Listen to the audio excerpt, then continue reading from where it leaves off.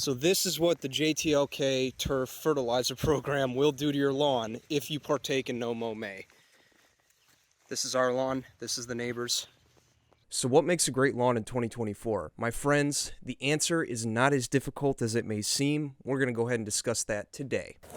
So there's a lot of videos going around over the last couple years.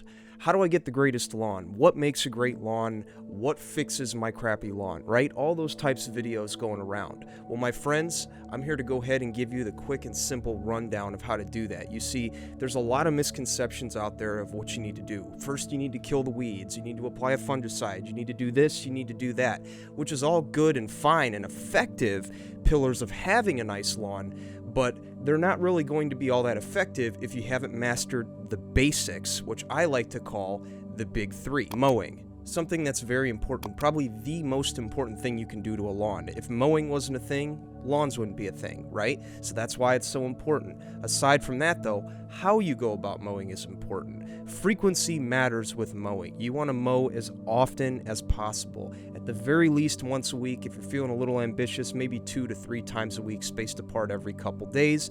Doing so will only take off a certain amount of the leaf blade, ideally a third or less.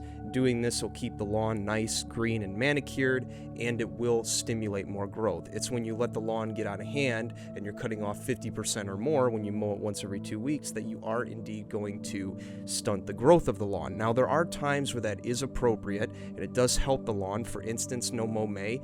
I personally find No Mow May to be very beneficial if you're trying to thicken a lawn that's very thin. It's a great way to kickstart it. It stunts it temporarily, but over time it will come back. But all in all, if you're looking for fresh maintenance, I recommend weekly to twice a week mowing. That'll do a lot. Watering. Now, I've done a video on this before where I've actually talked about the importance of watering, and I think it's one that a lot of people get incorrect, and it's not their fault. It's just something that, you know, maybe the guy who set up your sprinklers told you you need to do it this way. Maybe someone told you do it one way, do it another. Soil composition, right? There's so many different factors that are going to go into how you water your lawn.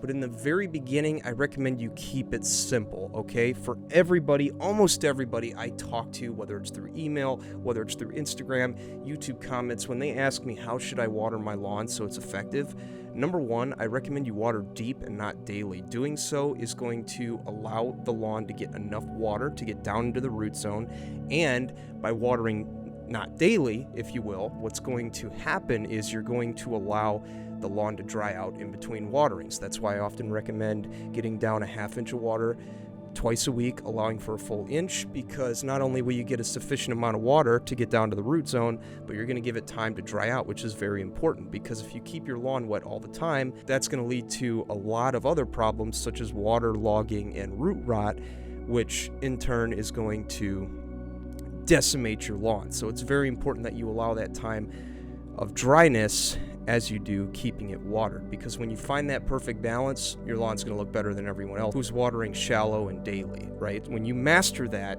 you'd be surprised at how much better your lawn will look. The only one that contains a tangible item, and that's fertilization and weed control. Now, fertilization and weed control are often tied together, but in this video, I'm only going to focus on the fertilization. I think it's very important that no matter what grass type you have, that you're giving it the right amount of nutrients. Now, us here in Indiana, you know, we have a lot of bluegrass, ryegrass, and fescue. Our biggest thing in the spring and fall is giving it nitrogen and a little bit of potassium in the summer, and iron to help give it that nice double dark blue-green look that everybody knows and loves.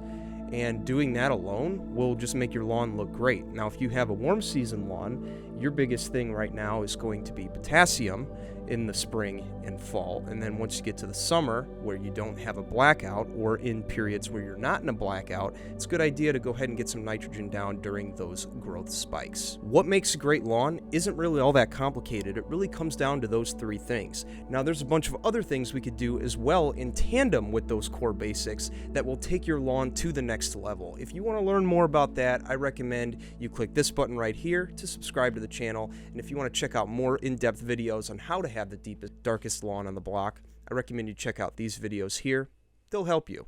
But yeah, for the most part, we'd love to have you.